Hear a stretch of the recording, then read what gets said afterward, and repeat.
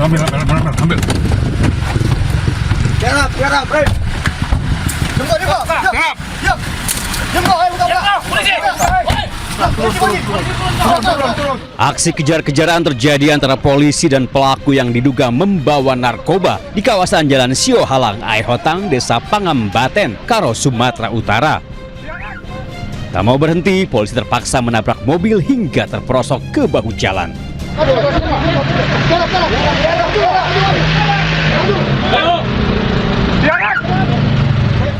Dengan cepat, polisi mendobrak pintu mobil dan langsung meringkus dua orang pria.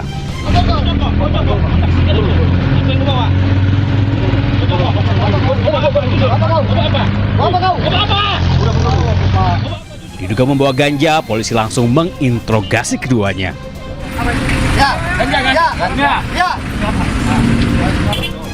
Awalnya mereka mengelak, namun akhirnya pria 40 tahun itu mengaku juga. Benar saja, dari dalam mobil polisi menemukan 255 kg paket ganja kering yang telah dikemas rapi. Penangkapan pelaku berawal di laporan warga, sementara paket ganja yang dibawa dari Aceh rencananya akan dibawa menuju Medan. Sudah melakukan penangkapan kurang lebih 255 kg ganja. Kedua pelaku telah diamankan di Polda Sumatera Utara dan terancam hukuman di atas 10 tahun penjara. Dari Medan, Sumatera Utara, Aminur Rashid, iNews melaporkan. Pemirsa, seorang pria calon penumpang pesawat ditangkap polisi setelah berupaya menyelundupkan narkotika jenis sabu melalui Bandara Sultan Hasanuddin Makassar. Bahkan untuk mengelabui petugas, sabu tersebut disimpan di dalam celana dalamnya.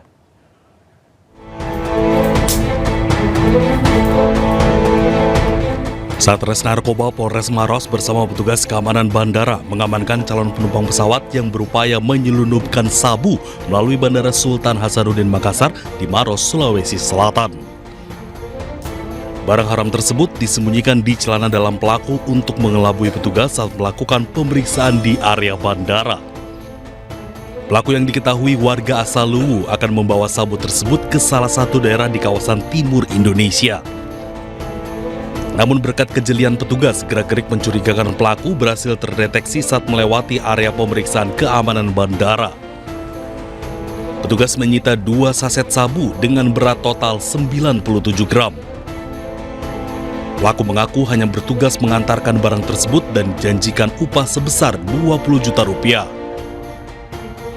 Kami melakukan penyelidikan, penggeledahan, dan ditemukan barang bukti berjenis sabu yang disimpan di dalam celana dalam pelaku. Jadi barang ini awalnya dari Kabupaten Luwu dan rencananya akan dibawa ke daerah kawasan timur. Jadi ini barang dititipkan sama pelaku ini untuk dibawa ke daerah kawasan timur. Jadi beliau ini dikasih jasa pengantaran sekitar 20 juta. Petugas masih melakukan pengembangan untuk mengungkap pemilik dan penerima sabu tersebut yang diketahui berada di salah satu daerah di kawasan timur Indonesia. Dari Kabupaten Maros, Sulawesi Selatan, Wahyu Ruslan, iNews melaporkan. Pemirsa, komplotan pencuri di Bandar Lampung tak menyangka langkah mereka terbaca teknologi. Sepeda motor korban yang dibawa kabur pelaku ternyata terpasang GPS hingga membuat jejak mereka terlacak hingga ke tempat persembunyian. Jangan kayak gitu ya, Pak. Jangan gitu.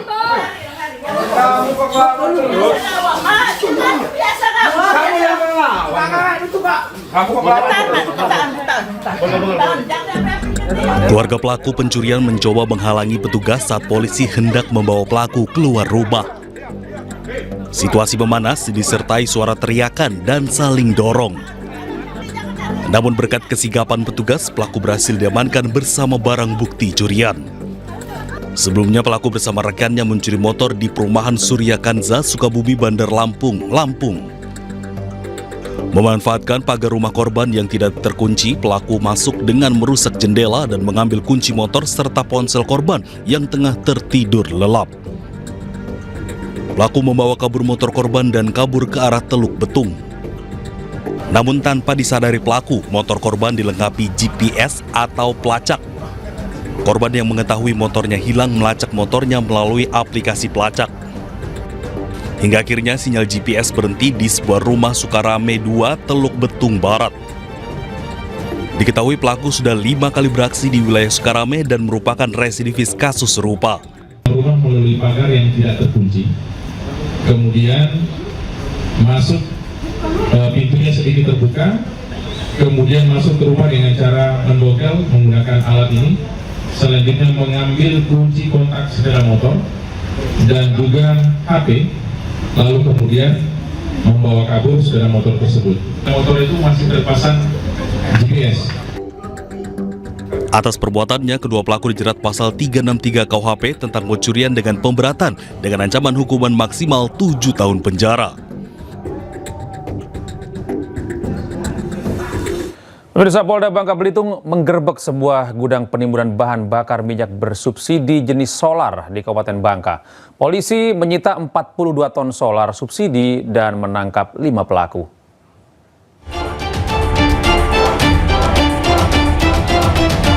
Ditreskrimsus Polda Bangka Belitung menggerebek sebuah gudang penimbunan BBM di Dusun Bukit Bangkadir, Desa Riding Panjang, Kecamatan Balinyu, Kabupaten Bangka. Dari penggerebekan didapati 42 ton solar bersubsidi dari Sumatera Selatan dan sejumlah tempat di Pulau Bangka yang tidak dilengkapi dokumen yang sah. Dari antara 5 orang itu ada yang sebagai supir, kemudian ada yang sebagai kernet.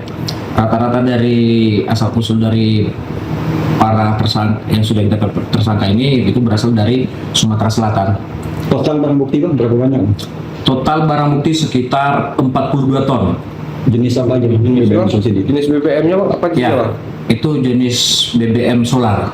Solar semua ya? Iya, solar semua. Selain menangkap 5 pelaku, polisi juga menyita barang bukti berupa selang, mesin, drum, toren isi BBM subsidi, dan beberapa mobil tangki serta truk yang sudah dimodifikasi. Rencananya BBM jenis solar akan dijual ke para penambang timah di wilayah Pulau Bangka dan kelima pelaku terancam pidana 5 tahun penjara dan denda 5 miliar rupiah.